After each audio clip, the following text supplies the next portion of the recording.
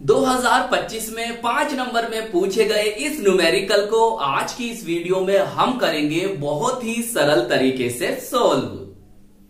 प्रदर्शित कीजिए फैरेड प्रति मीटर बराबर कूलम्ब स्क्वायर प्रति न्यूटन मीटर स्क्वायर ये किस भौतिक राशि के मात्रक है।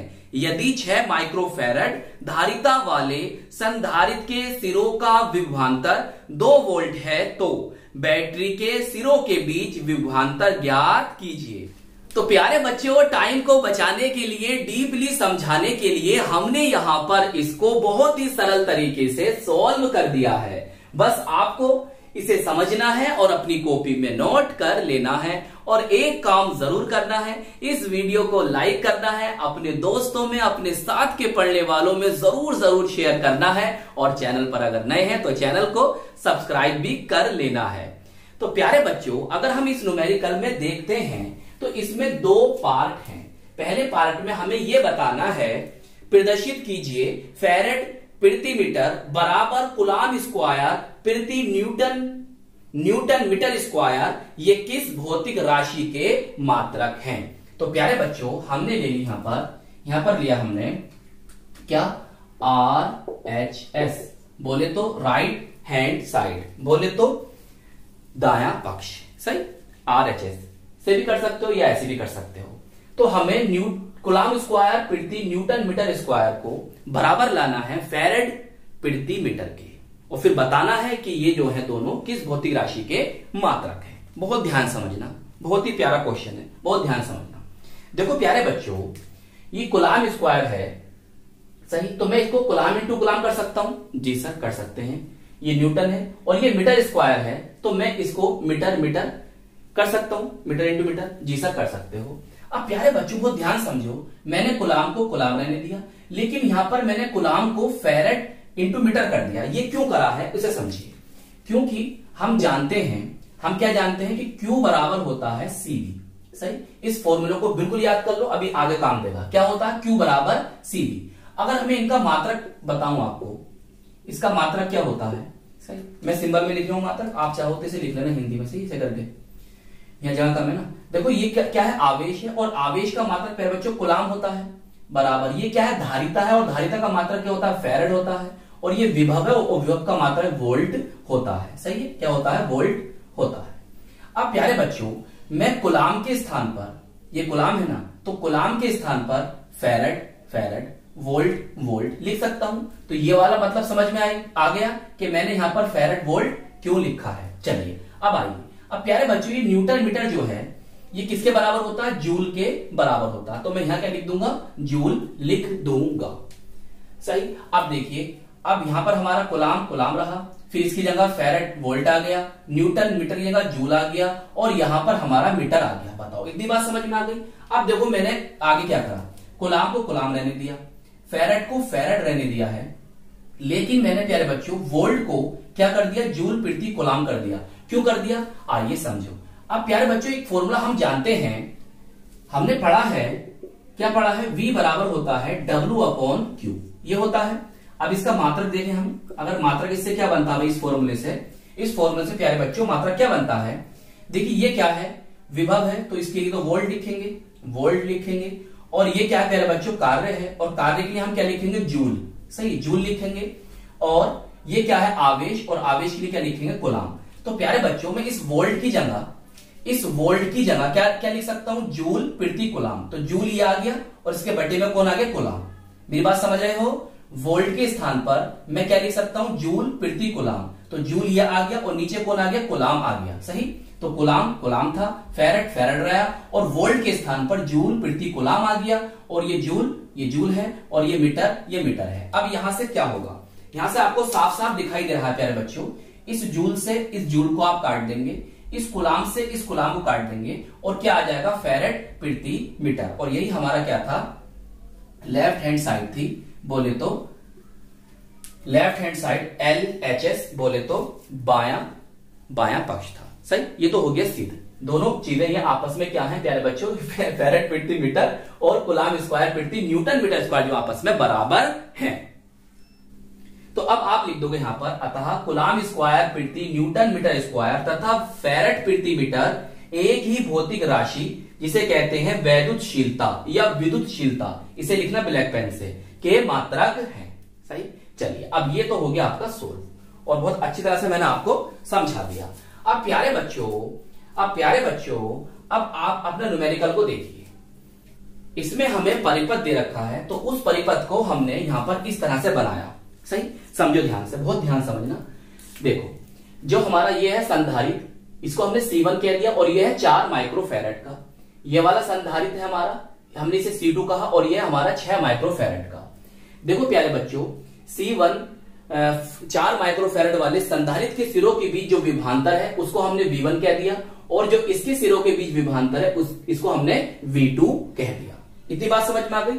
अब देखो हमें दिया क्या है, 6 माइक्रोफैरड वाले संधारित्र के सिरों के बीच विभवांतर जिसे हम V2 कह रहे हैं, यह हमें दे रखा उसने 2 वोल्ट। और हमें बताना क्या है, हमें बताना है बैटरी के सिरों के बीच विभवांतर। तो यहां पर लिख देंगे आप बैटरी के सिरों के बीच, सही, बीच विभवांतर हमें बताना है और हम इसे प्रदर्शित कर रहे हैं V से।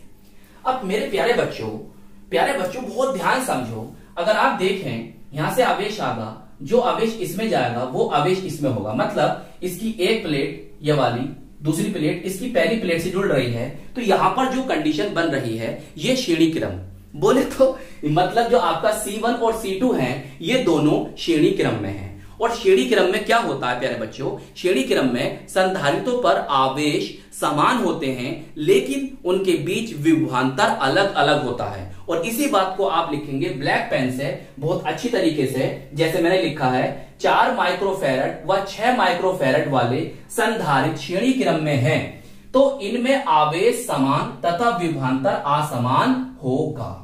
इतनी बात समझ में आ गई है या नहीं? अब प्यारे बच्चों हमें करना क्या है, हमें बैटरी के सिरों के बीच विभवांतर को ज्ञात करना है। सही, अब देखो यहां पर जो C2 है ये इसका विभवांतर तो हमें पता है कितना है, 2 वोल्ट है, लेकिन हमें C1 का विभवांतर नहीं पता। अगर हमें इसका भी विभवांतर पता हो जाएगा तो हम इसके विभवांतर को और इसके विभवांतर को जोड़ देंगे और बता देंगे कि भाई बैटरी के सिरों के बीच इतना विभवांतर है। तो हमारा पहला काम क्या है, हमारा पहला काम यह है कि अगर हम C2 वाले संधारित्र पर कितना आवेश है ये जान लेते हैं, तो फिर हम उसके सहारे C1 पर बता देंगे कि इनके सिरों के बीच कितना विभवांतर है। अब फॉर्मूला क्या है प्यारे बच्चों, फॉर्मूला हमारे पास होता है Q बराबर CV। क्या होता है? Q बराबर CV। अब देखो हम बात कर रहे हैं C2 वाले की, इसकी जो धारिता है 6 माइक्रोफैरड है, हमें दे रखी है। ओके, अब देखो विभवांतर भी हमें दे रखा है, ऐसा कितना है, 2 वोल्ट है। तो हम यहां से इस वाले संधारित्र पर कितना आवेश है ये बता सकते हैं। तो आप ब्लैक पेन से लिखेंगे, क्या लिखेंगे, 6 माइक्रोफैरड वाले संधारित्र पर आवेश। तो फॉर्मूला बनेगा Q बराबर C2V2। सही, अब देखो कितना दे रखा है, ये दे रखा आपको 6 माइक्रोफैरड, आपने 6 लिख दिया, और V2 आपको दे रखा कितना प्यारे बच्चों, 2 वोल्ट आपने लिखा, और आपका आ गया क्या बना, Q बराबर 12 माइक्रोकुलाम। सही, तो प्यारे बच्चों इस पर 12 माइक्रोकुलाम आवेश है और ये दोनों कैसे हैं, श्रेणी क्रम में हैं, और श्रेणी क्रम में आवेश समान होते हैं, ये हमने तुम्हें बताया। तो इसका मतलब अगर इस पे 12 माइक्रोकुलाम आवेश है तो फिर इस पर भी 12 माइक्रोकुलाम आवेश होगा। तो आप लिख देंगे 3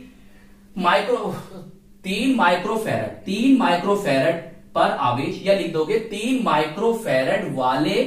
माइक्रोफैरड वाले संधारित्र पर आवेश 12 माइक्रोकुलाम होगा। अब प्यारे बच्चों हमें यहां पर देखो, अब इसकी बात कर रहे हैं हम, अब हमें यहां पर आवेश पता चल चुका है, इसकी बात कर रहा हूं, ध्यान समझो, हमें आवेश पता चल चुका है और हमें इसकी धारिता 4 माइक्रोफैरड दे रखी है। तो फिर अब हम इस पर विभवांतर को ज्ञात कर सकते हैं इस फॉर्मूले से। बात समझ में आ गई?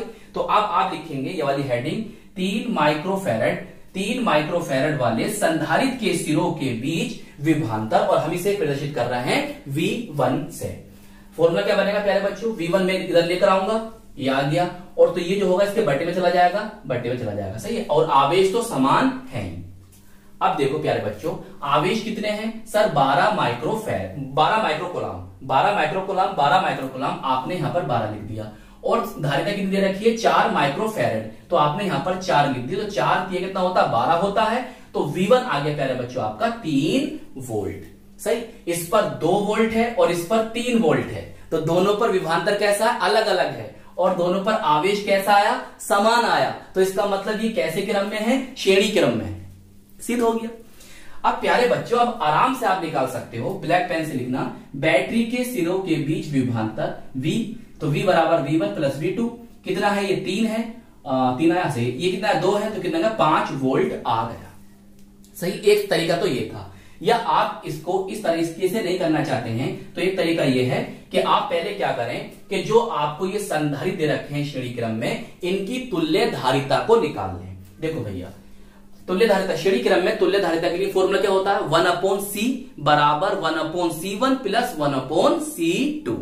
तो या ऐसे लिख सकते हो, इसे आप सोल्व करो तो यही बनेगा कि C इन दोनों की तुल्य धारिता, C बराबर इन दोनों का गुणनफल बटे इन दोनों का योग। सही है।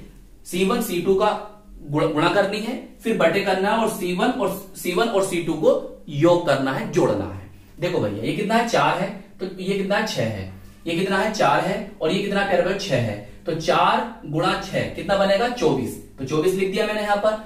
और ये कितना 4 है, ये कितना 6 है, तो 4 प्लस 6 कितना बनेगा, 10 बनेगा। और मेरा कितना गया प्यारे बच्चों, मेरा आगे इनकी तुल्य धारिता आ जाती है 2.4 माइक्रोफैराड। सही। अब मैं इस पूरे परिपथ में बता सकता हूं कि इस बैटरी पर कितना विभव है। देखो प्यारे बच्चों, मेरे पास फॉर्मूला होता है Q बराबर CV। सही, Q बराबर CV, मैंने यहां से V निकाल लिया और Q अपॉन C कर दिया। मैं जानता हूं कि इन दोनों में आवेश तो समान है, कितने हैं, 12, मैंने 12 लिख दिया, 12 माइक्रोकूलम। विभव तो मुझे निकालना है ना, C कितना आया है, C कितना है, 2.4 आया है, मैंने लिख दिया 2.4। इस पॉइंट को हटाऊंगा, ऊपर 0 बढ़ जाएगा, और 24 पंजे होता है 5, वो 24 पंजे होता है 120, तो कितना आ जाएगा, 5 वोल्ट। सही। तो एक तरीका ये भी और एक तरीका ये भी है, आपकी मर्जी, किसी से भी कर सकते हो। तो आई होप ये न्यूमेरिकल आपको अच्छी तरह से समझ में आ गया होगा। तो प्यारे बच्चों, इस वीडियो को लाइक कीजिएगा, अपने दोस्तों में, अपने साथ के पढ़ने वालों में जरूर शेयर कीजिएगा, और अपने इस प्यारे से चैनल को सब्सक्राइब कर लीजिएगा। हम मिलेंगे आपको इसकी नेक्स्ट वीडियो में। जय हिंद, जय भारत।